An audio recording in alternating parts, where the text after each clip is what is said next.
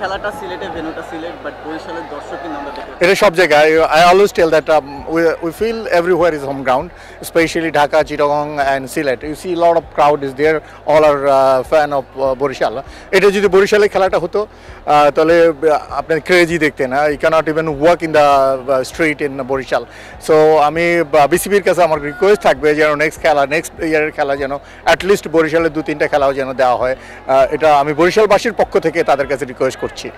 এবং সোশ্যাল মিডিয়াটা খেয়াল করেন কিনা শুধু এটা জানতে চাই। হ্যাঁ, নাই ইয়েস, আমি অবশ্যই সোশ্যাল মিডিয়া দেখি এবং সবসময় দেখি, স্পেশালি বিসিবির পেজে আমি কানেক্টেড থাকি এবং চেষ্টা করি দেখার জন্য কমেন্টসগুলো।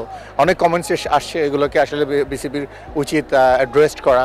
অনেক ভালো ভালো কমেন্টস আসছে, আমি খারাপগুলোকে আমি দেখে বারণ করছি, বাট ভালোগুলোকে লুফে নেওয়া উচিত। This is our Moto. And ক্রিকেটে বড় করে দেখার নিয়ে যাওয়ার জন্য আমাদের উচিত আমাদের ফ্যানরা কি বলছে, কি চাচ্ছে তাদেরকে রেসপেক্ট করা। আমরা জানি মাঠের যুদ্ধটা চলছে, বাট সোশ্যাল মিডিয়া যে যুদ্ধটা আমরা দেখছিলাম গত ম্যাচে রংপুরের কাছে আপনারা পরাজয় বরণ করেছিলেন, বাট সেখানে রংপুর কিন্তু একটা খোঁচা দিয়েছিল সোশ্যাল মিডিয়াতে, সেটা দেখেছেন কেন? সেটা আমি দেখেছি, বাট আমরা খোঁচা নিয়ে কোনো কথাবার্তা বলতে চাই না।